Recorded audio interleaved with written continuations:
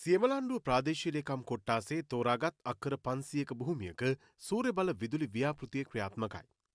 පසුගිය සැප්තැම්බර් මාසයේ ජනාධිපති අනුකුමාර දිසානායක මහතාගේ ප්‍රධානත්වයෙන් එහි ඉදිකිරීම් ආරම්භ කෙරුණා. ව්‍යාපෘතිය ක්‍රියාත්මක කරන්නේ දේශීය සමාගමක් වන රිවිදනවි පෞද්ගලික සමාගමයි. මේ සඳහා ආයෝජනය කරන මුදල රුපියල් කෝටි 4500ක්. ප්‍රතිපාදන සපයන්නේ දේශීය බැංකු 7ක් මගින්. ව්‍යාපෘති යටතේ අක්කර 300ක පමණ සෝලා පැනල ලක්ෂ 2ක් සවි කිරීමට සැලසුම් කර තිබෙනවා. සාමාන්‍යයෙන් දැනට 120කට පමණ ප්‍රමාණයක වැඩකටයුතු දැනට අවසන් කරලා තියෙනවා. මේ මෙගාවට් 100 ධාරිතාව සඳහා අපි සූර්ය පැනල ලක්ෂ 2ක් පමණ මෙහි සවි කිරීමට බලාපොරොත්තු වෙනවා. ඒ සූර්ය පැනල ඉරත් සමග ගමන් කරමින් වැඩි නිෂ්පාදනයක් සිදු කරන ආකාරයට අපි කියනවා සිංගල් ඇක්සිස් ට්‍රැකින් කියලා.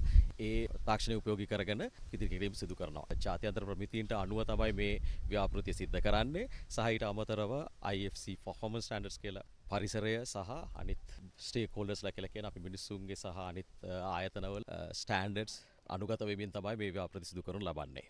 ව්‍යාපෘති යටතේ කිලෝමීටර් 27ක සම්ප්‍රේෂණ පද්ධතියක් ඉදිකරන අතර උත්පාදනය කරන විදුලිය ජාතික පද්ධතියට එක් කිරීම සඳහා රිඩ් උපපොලක්ද ඉදිකරනවා.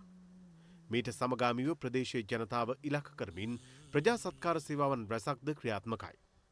මෙම ව්‍යාපෘතිය හරහා ඍජු හා වක්‍ර රැකියා ගණනාවක්ද උත්පාදනය වීම විශේෂත්වයක්. දැනටත් අපේ 100කට ආසන්න ප්‍රමාණයක් වැඩ කරනවා. ඒක සාමාන්‍යයෙන් මේක ඉදිකිරීම වැඩිවීමත් එක්ක ප්‍රදේශවාසීන් 500කට වගේ අවස්ථාවල් තියෙනවා මේ රැකියා අවස්ථා ලබා ගන්න. ඒ ඇත්තටම අපි ඉදිකිරීම කරන කාලයේදී හැබැයි ඊට පසුව මේක ඔපරේෂන් කාලයේදී ඒත් ස්ථිර රැකියා 100කට ආසන්න ප්‍රමාණයක් මේ එකම ජනිත වෙනවා.